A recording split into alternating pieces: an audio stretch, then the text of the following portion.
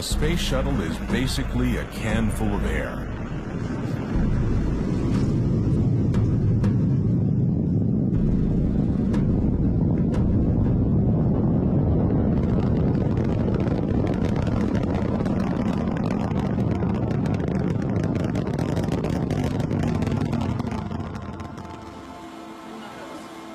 It is the only thing keeping 6 astronauts safe from the unforgiving emptiness of space just outside the window.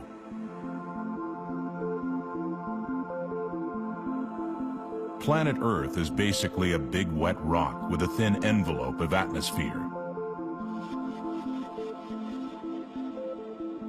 It is the only thing keeping 6 billion people safe from the same unforgiving emptiness.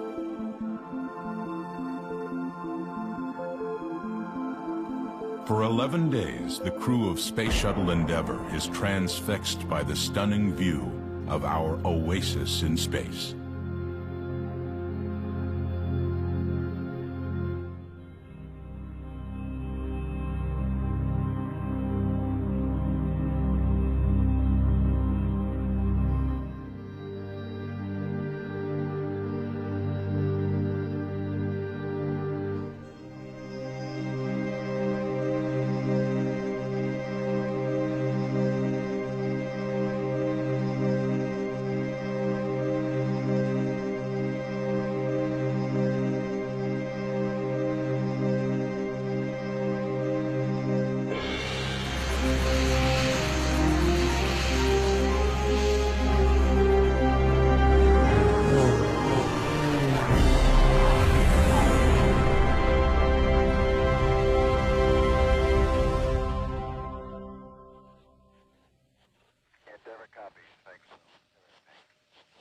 The 6-member crew is about to embark on the 97th shuttle flight in shuttle history since the first flight in 1981.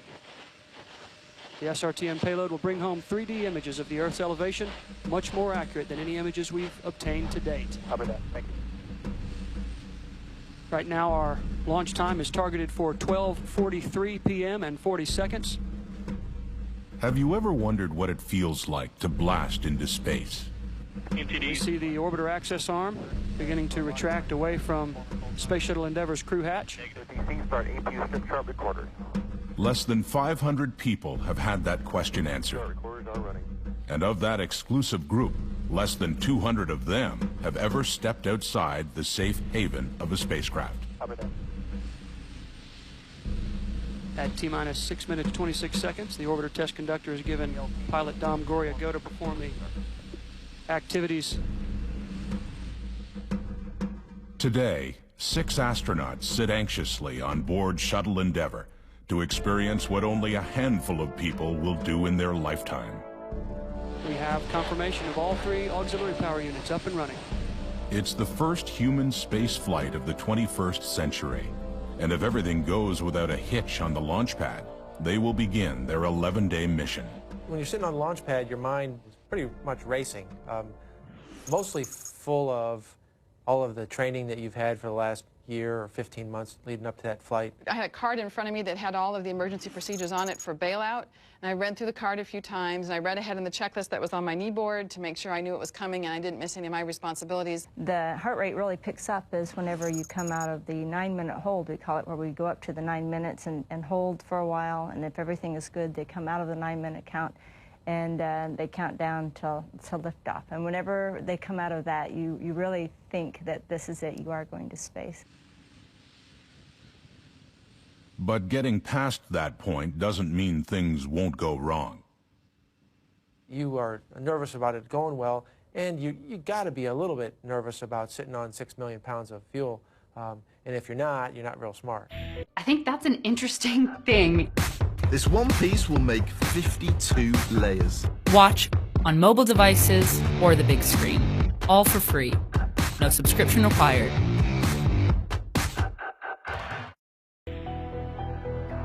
Fatal accidents have happened in the past. In 1967, 3 astronauts burned to death aboard Apollo 1 when a flash fire started in the cockpit during a simulated countdown.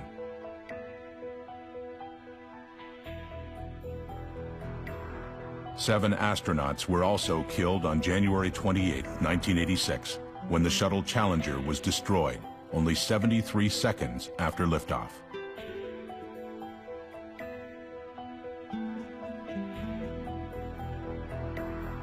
And in 2003, Shuttle Columbia disintegrated during re-entry, killing all 7 astronauts on board. Danger is definitely along for the ride on any shuttle mission. But so is another passenger, faith. You're trusting all the people that have gone in to building up the space shuttle and getting it onto the launch pad with the solid rocket boosters and the main engines. We know that we've got the best people in the world working on that, so I trusted them implicitly. But the confidence level in the shuttle and its ability to get you safely to orbit and back home is very, very high as well, or else you shouldn't be there. It goes without saying that you trust your crewmates. You've trained with them by this point for at least a year or thereabouts, and you know them inside and out. You're like a family. You know each other's families, and you're together all the time, so the trust is there. T-minus 3 minutes and 17 seconds. All systems are go for launch at this time. Just a few minutes away from the 14th voyage of Shuttle Endeavour with a 6-member crew. There were no unexpected errors. Copy that. Endeavour, OTC, close and lock your visors and initiate O2 flow. Good luck on your mission that builds on the past explorations of this millennium as we increase our knowledge of planet Earth in the next. Endeavour copies. Thanks. A space shuttle may be a can full of air, but it's also the most complex machine ever built.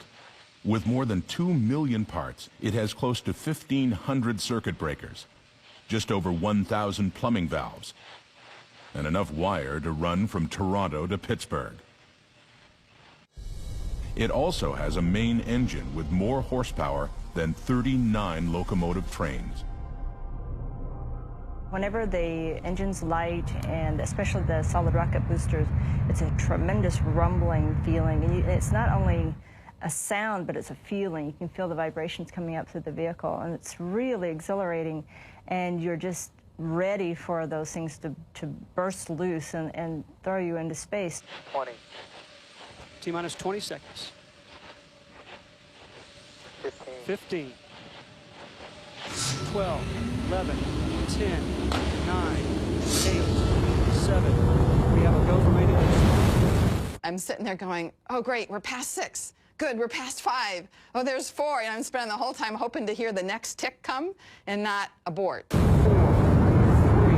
Last 5 seconds drag slow, not because I'm anxious about the launch, because I'm anxious about the not launch. 2, 1.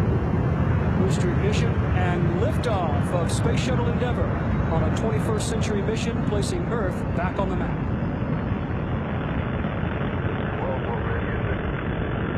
Roger, roll, Endeavour. So you feel that huge thrust as soon as the engines push you off the pad. And I usually involuntarily laugh at that moment because it's so exciting to me to feel that. It's just such a unique feeling that you don't get on any kind of amusement ride or anything else. And you really realize that you are going to space. And so that is just a great feeling to me. I just love that moment whenever we lift off. The power of the space shuttle and the solid rocket boosters when they lift off is just incredible. It literally is shaking your body like somebody is grabbing your shoulders and trying to knock some sense into you. It's just incredible, the force that you can feel coming through your seat.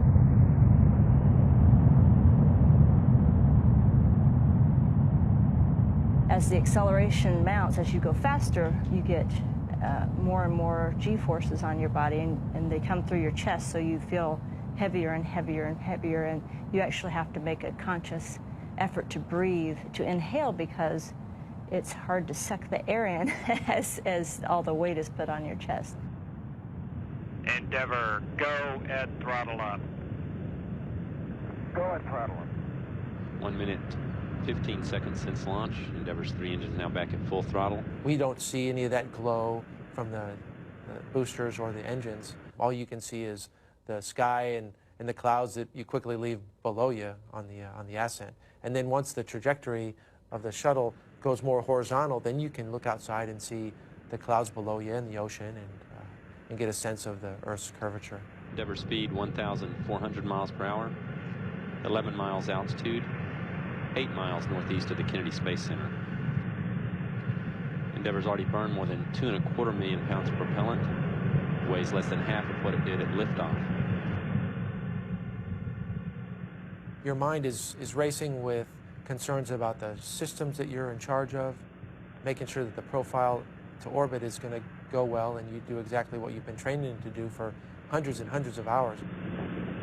Endeavour speed now 2,700 miles per hour, 25 miles altitude, 25 miles northeast of the Kennedy Space Center. Flight controller standing by for burnout and jettison of the twin solid rockets. I'd probably say 40% of your training is all focused on that 8.5 minutes of getting to orbit on the launch phase. Booster officer confirms good separation of the solid rockets. Endeavour on its second stage main engines now. Continue to operate well. And then you go from this pressure to immediate release of the pressure, and you instantly go from 2.5 to 3 Gs to 0 Gs, and your legs lift off the ground, and your books float off of your knees, and your arms rise up, and you've hit MECO, we call it, it's the main engine cutoff, and you're in space.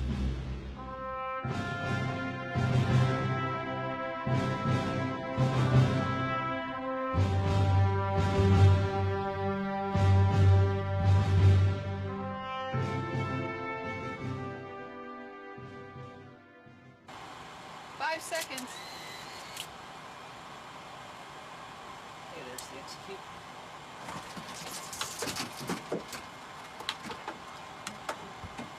Very nice. And then it's just exhilarating and a very wonderful free feeling of movement. To be able to move around the space shuttle with just a slight pressure from your fingers on walls and the ceiling and seats is pretty exciting and fun and just way different than you've ever experienced before, so you can have a lot of fun with that. Sorry.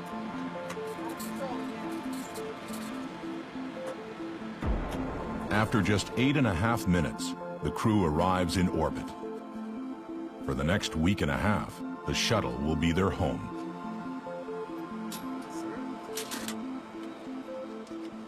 Some people that are afraid of maybe claustrophobia have a hard time thinking about being in a shuttle. It's like being in a small apartment, or, I mean, it's a really small room. It has 2 levels, a flight deck and a mid-deck, but combined they're not bigger than a kitchen. And of course you can use the whole volume. You can use the ceiling and the floor and the walls, and so it's a little more volume that way. The way I look at it, you've got all of creation floating in front of you. You've got the greatest seat to the most beautiful views in the world, and that is pretty liberating. It's not, I don't have any sense of being closed in or being in a bubble. O2, tank 1, heater alpha off. H2, tank 1, heaters alpha and bravo.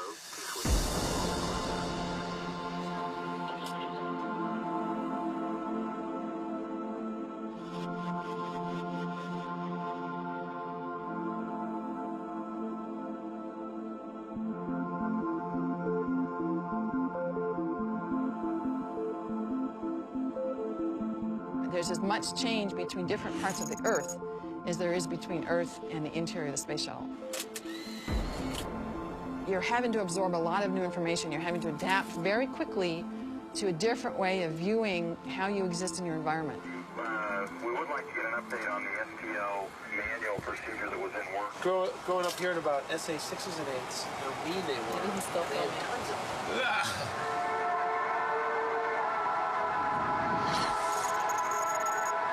5 days, 22 hours, 30 minutes. Don't think about danger. You don't have time to. You're so busy. There's so many things to do these days that you have to immediately get the cameras out, get the computers out, put away the chairs, take off your suits, put on your regular clothes, and all that kind of thing. That you're just so busy that, and it's not productive to worry because you can't do anything about it. So you just enjoy yourself.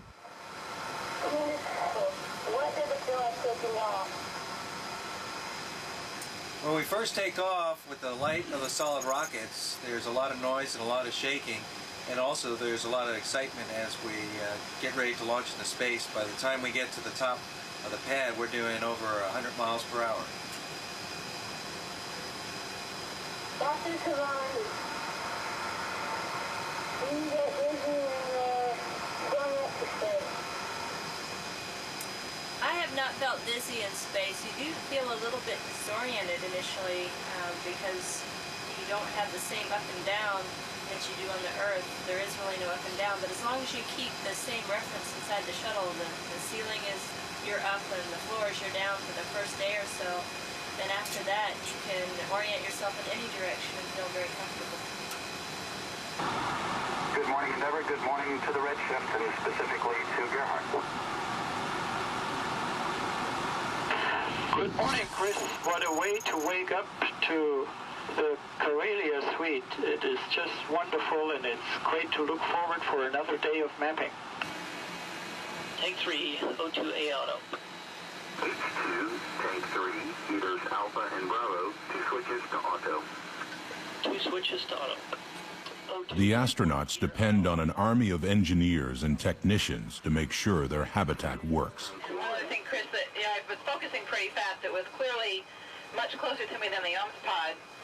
We are thinking that the nitrogen tanks are under the antenna in roughly that vicinity and may have come up through the payload. But again, from that view, I can't actually see any of the payload. I just see the OMS pod. Copy all that, JB. That's a great description. That gives us a lot more insight than we had before. The shuttle is one of just 3 places these astronauts can survive in the unforgiving environment of space. Another is the International Space Station, floating in a different orbit. The last is right outside the window, impossible to miss. My views of the Earth when I look down at it very clearly is a different planet than anything we've ever seen anywhere else in the universe. It has this unique combination of an atmosphere and water, life-sustaining abilities. The beauty of it and the colors are unlike anything we've ever seen in any other planet.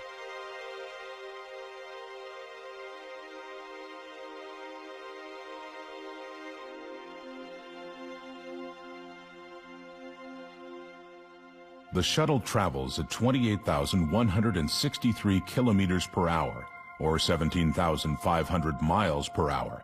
But the crew doesn't miss any details.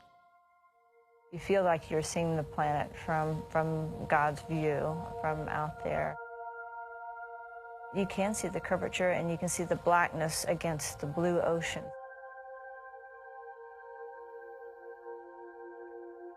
I think it's large, it looks beautiful, it looks majestic.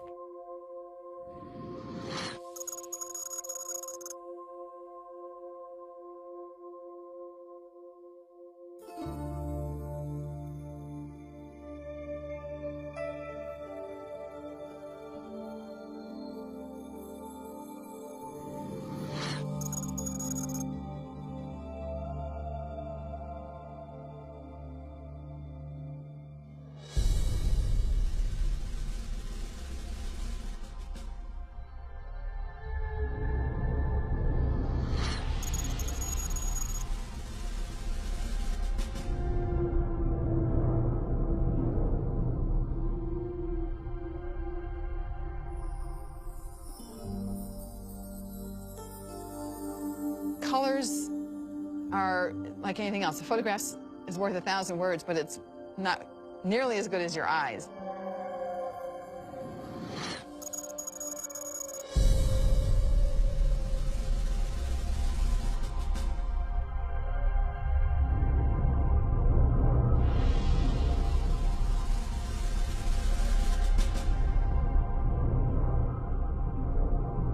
So you have this image of what the Earth looks like from having looked at photographs. And it's like the difference between looking at the picture of the fall colors and walking amongst the maples in New England in October and seeing the fall colors. It's that same depth of clarity and crispness that all of a sudden the whole world comes alive.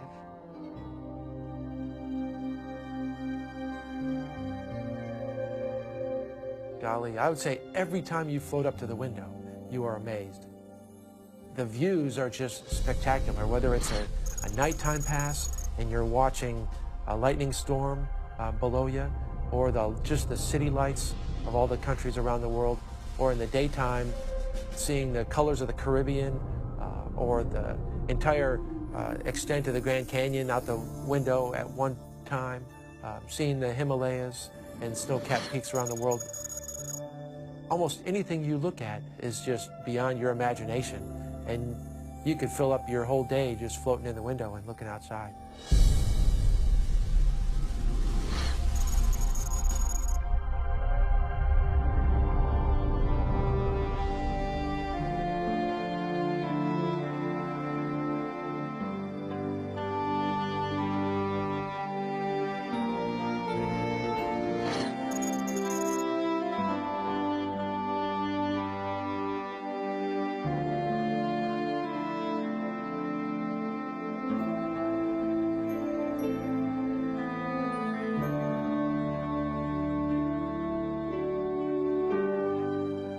Japanese astronaut Mamoru Morihei captures an iconic image for his countrymen. What land is that in the world? Yeah. Is that Japan? Japan yet? No, I haven't seen that yet. I'm shooting the moon now. Moon and the Earth. That's Japan over there. Is there? Yeah. That land is Japan, right in front of us. Really? Oh, good shoot then. Oh, yes. Yeah. You know where that is? Tokyo. Is that Tokyo Bay? Yes. Yeah. You got it in there? That's cool. Are you that's recording? cool. Yes. Good deal. Amazing. Underneath Mount the moon, Fuji is there. Can you see the moon at the same picture? Yes. That's beautiful. That'll be fantastic picture. Yes. Mamoru is the king! You are going to be famous with that. The king! Oh, that's Tokyo beautiful. Mount Fuji, the moon is full. Yes. Mamoru's at the wheel of HDTV. He was just taking pictures and go, you know where we are? That's Japan over there. That's Tokyo Bay. That's Tokyo Bay. The whole point of this mission is to look at Earth. What the crew brings back will make people look at our planet in an entirely new way. Our purpose was to make a three-dimensional map of the Earth, which means you have to have two antennas, just like you have two eyes to get 3D vision. So we had an antenna on a long mast that stuck out the side of a shuttle, and the inboard and outboard antenna allowed us to make a three-dimensional radar map of the Earth. We're riding in maybe the most technologically advanced vehicle in the world, and we're carrying this payload, this radar system that was able to do things that had never been accomplished before. We got data that people had only dreamed about getting, and the sensors and the systems on the ground that were going to process that data were very, very powerful and the leading edge of any technology. So to be a small part of that team was really exciting. The team only has 10 days to gather information. To do this, Endeavour collects data on 100,000 square kilometers, or 38,610 square miles of the Earth every minute. That's fast enough to map Alaska in just 15 minutes. The crew also has to maneuver the shuttle into proper position, 233 kilometers, or 145 miles above Earth. You see the curvature of the Earth, obviously, but it's very large still. It's like just being really, really, really high up in an airplane, so high up that you're above the atmosphere. Endeavour Houston, we'd like to wish you a good afternoon and evening from the Orbit 3 team. It's been great working with you today, Dom and Jazz tomorrow. Appreciate your good work with the data and also with the video and keeping our bird healthy and aloft. We'll see you tomorrow, and we'll leave you in the capable hands of Leroy Chris and the Orbit 1 team.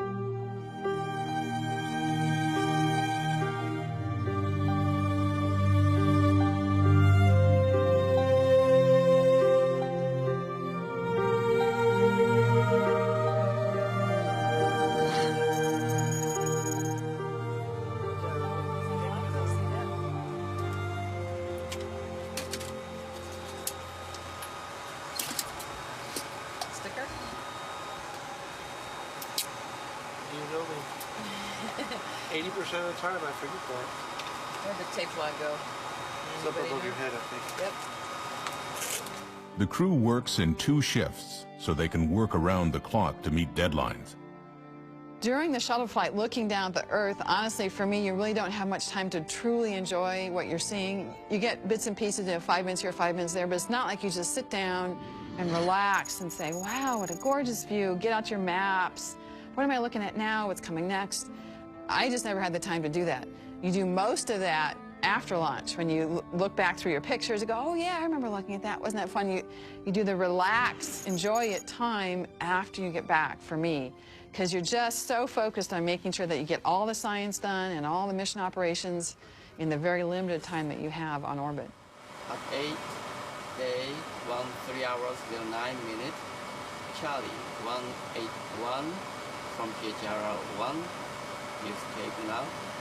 Charlie 183 is inserted.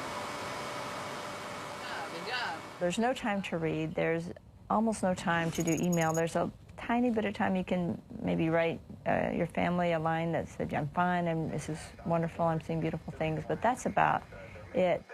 A decrease in prop usage with the valve in its final open state. And so, of course, we're trying to look at every option and to make a fully informed decision. Those pirouette things, I've never... But there's always time to have a little fun, especially when everything floats. Oh, this is different shape we saw the other day. Oh, interesting. Careful, it's going to break. It's going to break right there. One of the favorite pastimes that everybody has to try on their first flight is throwing M&Ms at other people on the crew. And it's one of those another amazing experiences about the difference between what you think you know and what you actually know. You think that when you say throw, that you have control over the motion of this arm. And if you want to throw up, you think you know what you're doing. And so you think that when you throw an M&M, you say, I'm so smart. I understand there's no gravity. If I throw it the usual way, it's going to go up because you usually throw it in an arc. So I know this. I'll just throw it straight. And you say, okay, throw straight, and it goes right up to the ceiling. How many did you put? 2? 2. That is cool, Mamoru. What a neat scene. He wanted to show the different capabilities of the HDTV, and one of the things he came up with was to squeeze out of this water drink bag a bubble of water that was about the size of a baseball. He set up, I think it was a rice cake and a chrysanthemum in a bubble of water, and there is some symbolism to that I can't relate to you what it was. He had these chrysanthemum flowers that he would insert inside the bubble, and as the bubble rotated, you could see the flower spinning inside it. What kind of flowers are It's chrysanthemum. Mamoru had said that this chrysanthemum flower was edible, and so it was in this bubble, it was floating around, and nobody quite knew what to do with it. And then our pilot, when he was finished, snuck up and drank the whole bubble of water and ate the rice cake and the flour all in one gulp. It was a little bit after the fact, actually a couple hours later, that Mamoru told me that in Japan they use chrysanthemums to make a laxative tea.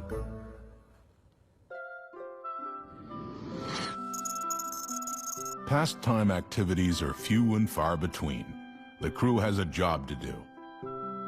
After just 10 days in space, the shuttle's radar maps more than 121 million square kilometers, or more than 47 million square miles of the planet. That's enough data to fill 20,000 CDs. It created images of valleys covered by glaciers, frozen tundras,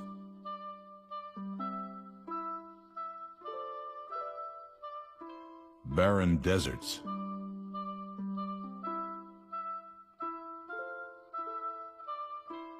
volcanoes,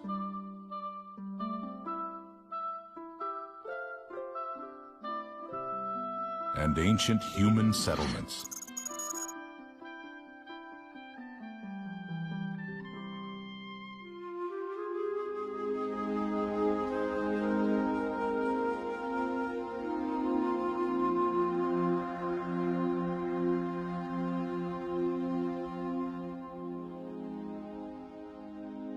They even discovered an island in the South Pacific that wasn't mapped before.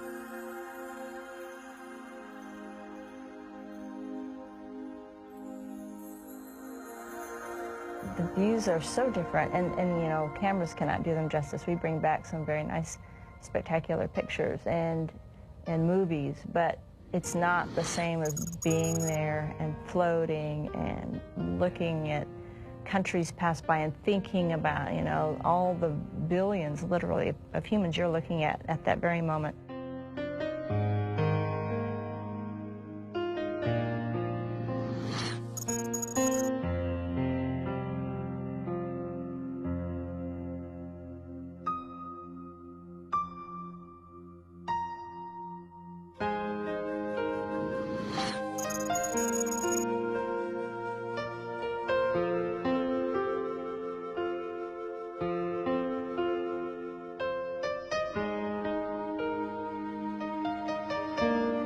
One really vivid memory of the Earth, besides the first time I looked out the window, is the Bahamas. The blue-green of the corals in the Bahamas is so gorgeous, absolutely indescribable.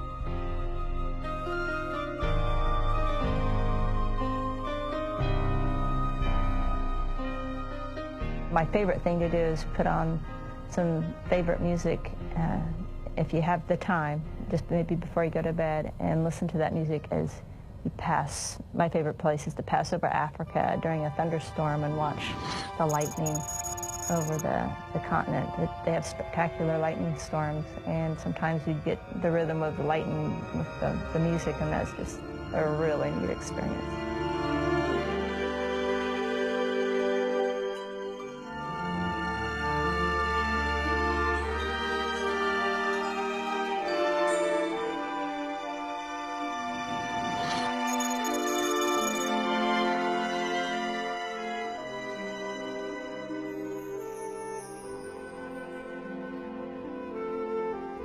When you look at the Earth, the colors and the variety of the terrain is a constant wonder.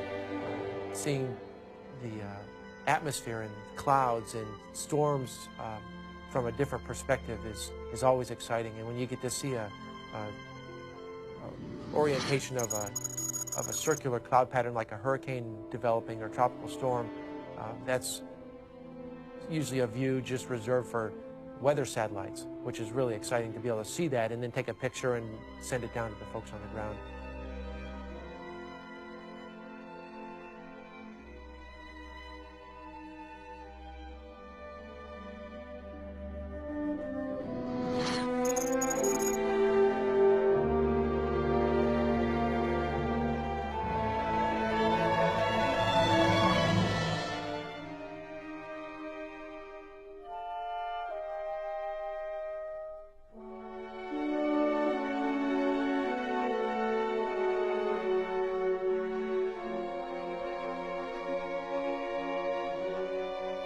The view that most impressed me is sunrises and sunsets.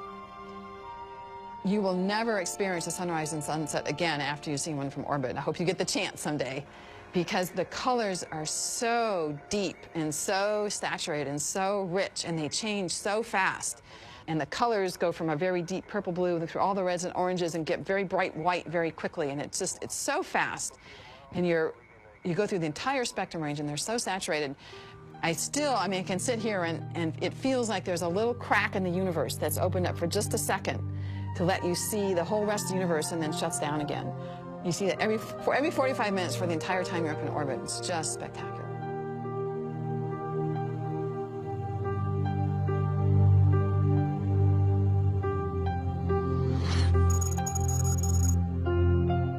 Earth is the third planet from the Sun. It sits more than 149 million kilometers or 93 million miles away from the star's life-giving light and heat, but also its deadly radiation. Our only shields are the Earth's magnetic field and a thin layer of gases. When you look at the horizon, you can see a very, very thin layer of our atmosphere. In fact, if you hold your arm out at full length, your thumb is the same width as the atmosphere, and that is a stark reminder of what little protects us from the vacuum of space. It's vulnerable to a certain extent because there are all kinds of things floating out there in space that could hit it. You know, there's asteroids and comets and meteorites and things that could cause our destruction if the odds were not good that day. From space, you can see things that are way different and maybe not even have ever been seen before from the Earth. For example, in Canada, in Quebec, there's this Manicouagan impact crater that we never even knew about before we flew in space, but it clearly shows about a 30-mile wide impact crater that was formed about 220 million years ago with a meteorite impact.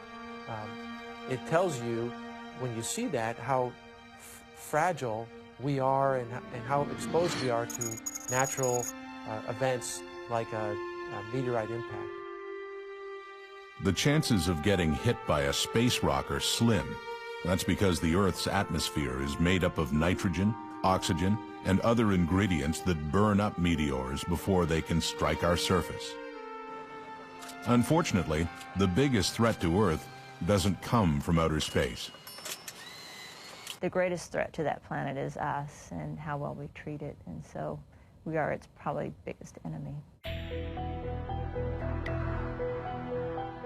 There are fewer trees than I would like to see, that probably people don't realize how much of the world is deforested now, how many tracts of land you can see being actively deforested, and how little is really left when you look at the entire planet.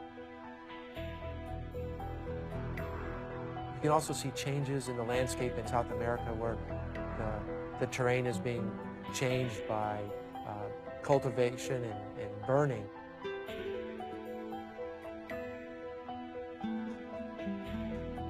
You can see a lot of smoke that is almost encompassing an entire continent at times. So that's sort of shocking to see what humans can do to our planet.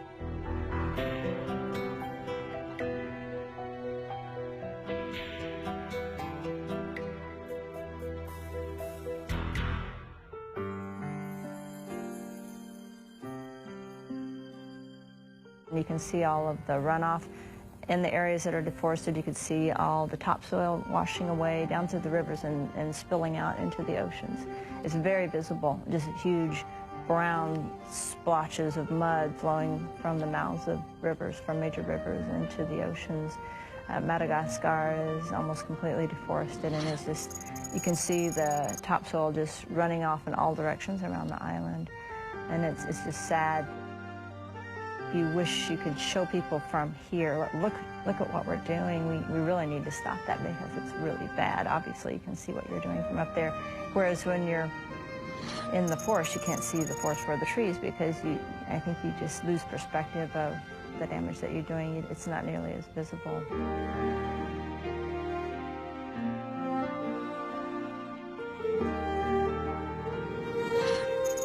I was very aware of the Earth environment before I flew in space. For me, it just strengthened the vision I already had of the Earth, of it really being one place that's all connected and well worth taking good care of. The astronauts can survive in space because their colleagues properly maintain the can of air called Endeavour.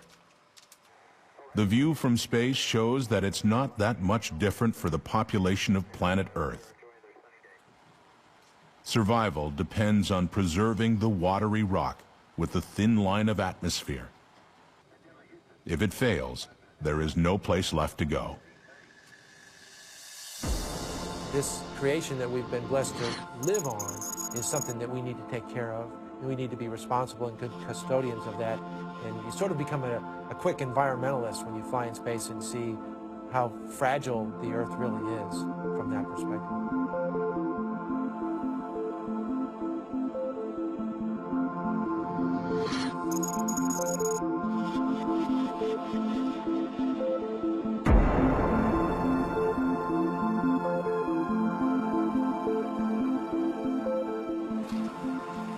Preserving always comes out of understanding. And that's why these astronauts are on this mission. The data they gather will be used to create maps that are 30 times more precise than any maps we have today. And it will change the way people view the Earth. It's probably the greatest contribution I have made in my life to any one cause. And it's so important because this data now tells us exactly where everything is on the planet. It helped me to contribute to better mankind, I suppose, just to be able to give something back on a scale that I would not have been able to do any other way. Still, nothing will be able to capture the perspective astronauts gain by going to space.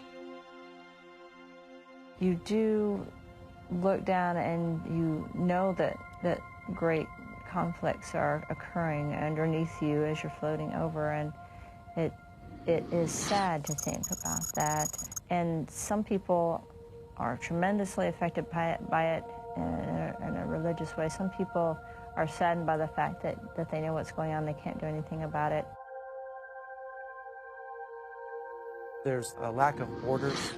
For example, flying over the Middle East, where there's been thousands of years of conflict, from the view of space, you can't really see any difference. It's hard to imagine why people on one side of a border you can't see from space are so adamant about being hostile to the folks on the other side of the border.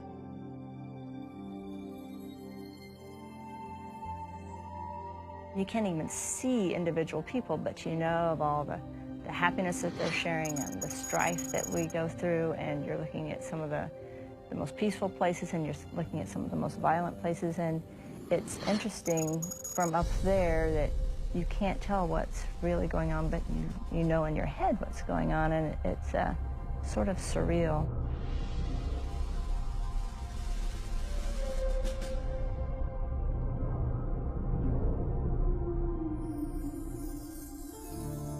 It does give you cause to pause and think about differences in humanity when, from space, it all blends together, and it should for humans as well.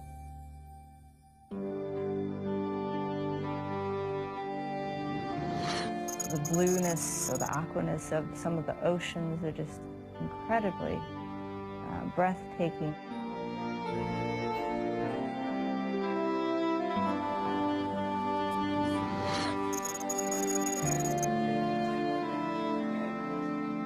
Volcanoes, which, you know, are a couple miles tall, and you're 200 or 300 miles up, you'd think, can't really see those. It's such a small fraction, but they look so tall. It's amazing because you're expecting them to look really flat, and they look really tall, makes them look huge. It's things that are contrary to your expectations that really stick out in your mind when you're looking at the Earth. Just looking outside is just a wonderful feeling, something that's hard to even describe, especially when you're floating with your face up next to the window. You get to look at a view of Earth that not many people will ever get to see. I feel extremely fortunate and honored to be able to do that. Being in space has changed me. It's something that I've wanted to do since I was a child. I had always dreamed of going into space. When I was a little kid, I would always be looking up at the stars at night and wanting to be up there. I think it's, you know, you feel like you have a destiny sometimes, and that's a good thing. I think it's wonderful, and I tell school children when I go to talk to them that something out there is going to make you feel the same way that space makes me feel. And you just have to wait until you find what it is. And for some people it's medicine and wanting to heal people. For some it's teaching. For some it's wanting to make beautiful music. And for me, that thing I knew was right for me was to go into space.